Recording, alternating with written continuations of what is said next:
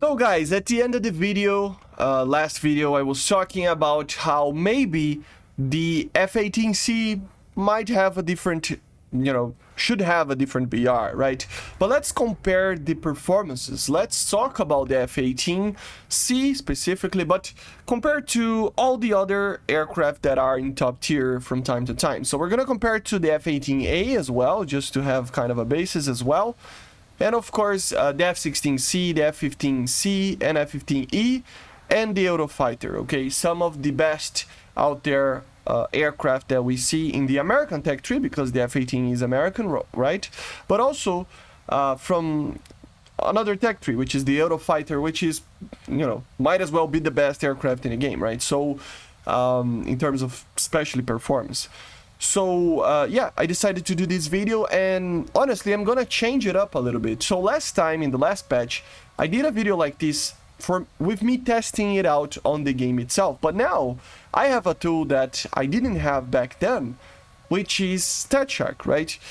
So I'm going to try to show to you guys using StatShark a little bit, which basically gets all the information from the game and calculates everything. What actually should be the best, aircraft in the game, and in general, how the F-18C would be in comparison to it, right?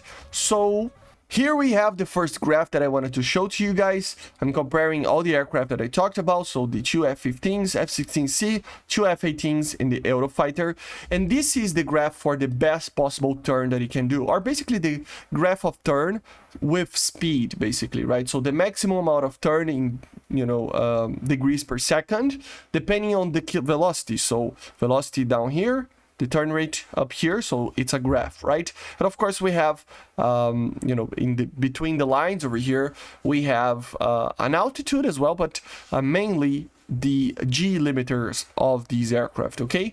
And what can we see from this? Well, guys, the worst aircraft of them all over here in turning capability, of course I'm gonna compare to the maximum possible turn that these aircraft have, obviously taking into account the best speed that they are. So for example, if I want to test which is the best aircraft at 800 kilometers per hour, the Eurofighter will be worse than the F-15C.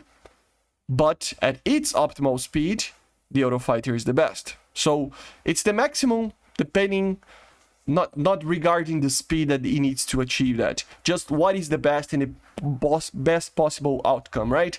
Of course, the Eurofighter is the one that can turn the most, as you see with this graph.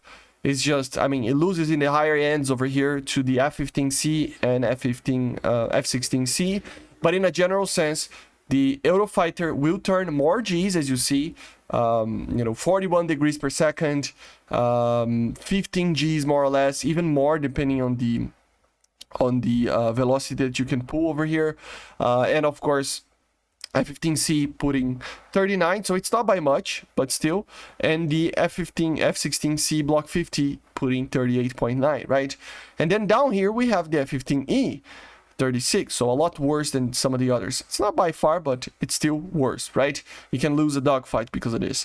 But the F-15, the F-18s, they are in the middle here. So the A, for example, is very similar to the C model of the F-16, and the F-18C is in between the F-15E and the C. So it is worse. It is worse, okay? So in the turning capability, it is worse on the amount of turns that it, like the turn rate that it can actually do maximum.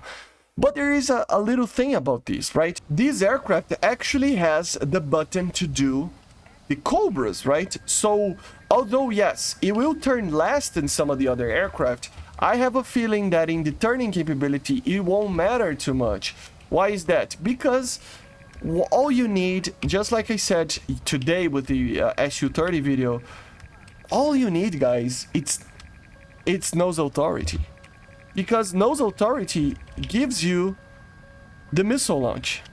So, it's, you can even see this clip over here that basically shows that if you have the nose authority, it doesn't matter what is fighting you, what is firing at you, you can get a kill very easily. So, yeah, this will create the nose authority that you need for the F-18, even though technically it turns less than some of the other aircraft normally. okay? So although he loses, it is still pretty okay. What about speed, guys? Here we have the time to speed performance. So basically we are calculating two things over here. We are calculating in a very low altitude what's the best possible, speed that the aircraft will have, as well as the acceleration to get to those speeds with the time, okay? So for example, we have time over here and the speed that it's getting comparing the aircraft, and then you can see some interesting things. The first one is that the first to reach the 1500 kilometers per hour here is the Eurofighter, but the F-15E is close by, so both of them have a lot of speed over here and a lot of acceleration. They can get to these 1500 kilometers per hour very quickly compared to the others, and they can get to those speeds as well. So they are very fast, and of course they are fast accelerating as well, okay?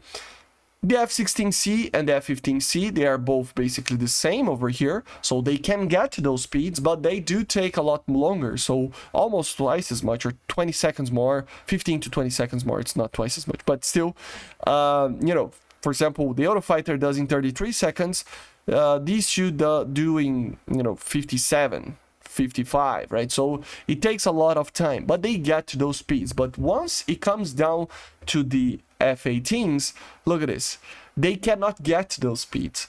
That's the problem with this aircraft. It doesn't have a lot of speed. Max speed is really, really limited. So as you see, it gets to the 1300s and it just stays there, both of them. So the A and the C, right? So it really is not that great. But you can take a look here, if I zoom in a little bit, that they can accelerate a little bit more, and they are very close to the Eurofighter and F-15E initially. So in acceleration, they are pretty good for a while over here, but they don't have the max speed. That's the major thing. Even if we put over here, let's do a max speed over here from 1500 at, I don't know, 10,000 meters.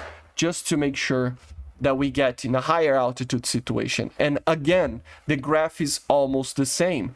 The one variable over here is that the F-15C then can work a lot better because it is an F-15, right? The F-15 loves high altitude stuff. But yeah, you can see that the F-15s are just way better than anything else. The Eurofighter is amazing, but yeah, it is a little bit worse than the F-15s. The F-16, it is great, but it loses by a lot for the other aircraft. That's why it's a lower BR even to some of the other aircraft. But then look at the F-18s.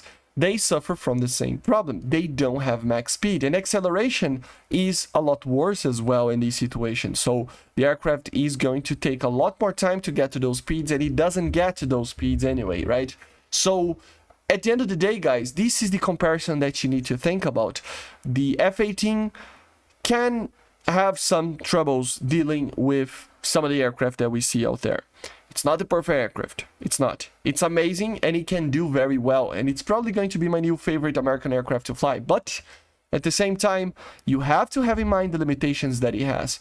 It's still a naval aircraft. And because of that, it has these limitations, okay?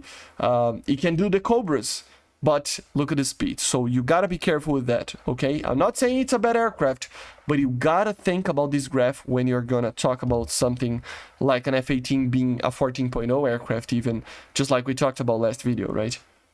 So even if you compare the other things over here, like for example, engine power, of course, engine power is not that important because you have to take into account drag, weight, and many other things. But just to compare it to one of the reasons why these aircraft have these problems with speed, it's the thrust. Look at this. The F-18 has two engines, just like the Eurofighter and the F-15s, but look at this. Of course, it's lighter than these aircraft, but I'm pretty sure it's about the same weight as the Eurofighter, isn't it? I don't remember. I have to check. But still, it produces a lot less power. It produces almost the same as the F-16, sorry.